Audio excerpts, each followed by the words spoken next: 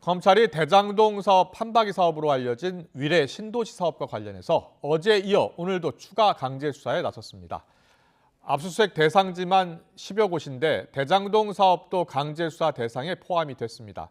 이와 함께 검찰은 서해 피격 사건과 관련해서도 대통령 기록관을 처음으로 압수수색하고 있습니다. 취재기자 연결합니다. 손효정 기자. 네, 서울중앙지방검찰청입니다. 네, 오늘 검찰이 위례 신도시와 대장동 사업에 대해서 동시 강제 수사에 나섰다고요? 네, 서울중앙지검 반부패 수사 3부는 오늘 오전 위례 신도시 사업과 관련해 추가 압수수색 영장을 집행하고 있습니다. 어제 대대적인 압수수색의 연장선인데요. 검찰은 부패방지법 위반과 특정범죄가중법상 뇌물 등 혐의로 위례 신도시 개발 사업에 지분을 투자한 미래에셋증권 등에서 자료를 확보하고 있습니다. 위례 사업 2년 뒤 시작된 대장동 개발 사업과 관련해서도 특정경제범죄법상 배임 등 혐의로 압수수색을 진행하고 있습니다. 대장동 사업비를 대출해준 하나은행과 사업 시행사인 성남의뜰 관련자들의 주거지가 대상인 것으로 파악됐습니다. 오늘 두 사업과 관련해 압수수색을 하는 곳은 모두 10여 곳입니다. 검찰은 어제도 위례 신도시 개발 사업 시공사인 호반건설과 함께 유동규 전 성남도시개발공사 본부장과 화천대유 대주주 김만배, 남욱 변호사가 수감 중인 서울구치소 등 20여 곳을 압수수색했습니다.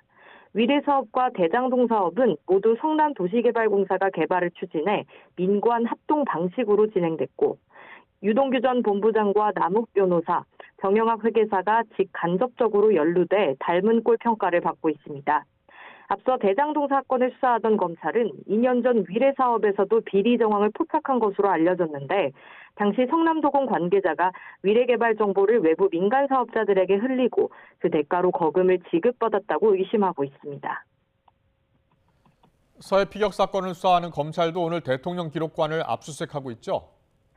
네, 이번에는 서울중앙지검 공공수사 1부가 오늘 오전부터 세종시 대통령기록관에 검사와 수사관들을 보내 압수수색을 벌이고 있습니다.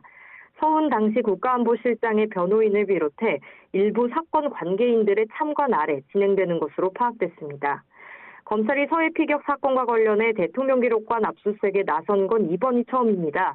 이번 압수수색에서 검찰은 재작년 9월 해양수산부 공무원 고 이대준 씨가 북한군에 붙잡혀 피살됐을 당시 만들어진 기록물들을 확인할 것으로 보입니다. 각 부처에서 올라온 보고와 북한군 감청 첩보, 그리고 국가안보실을 포함한 문재인 정부 청와대의 의사결정 과정이 담긴 문건들이 대상이 될 전망입니다. 이 씨 유족과 국정원의 고발을 접수해 수사에 착수한 검찰은 당시 문재인 정부가 관련 첩보 보고서 등을 무단 삭제하고 이 씨가 자진 월북한 것으로 몰아갔다는 의혹을 수사하고 있습니다. 지난 7월 국정원을 압수수색한 데 이어 한 달 뒤엔 박지원 전 국정원장, 서훈 전 실장 등 주요 사건 관계인의 집을 비롯해 10여 곳에서 관련 자료를 확보했습니다.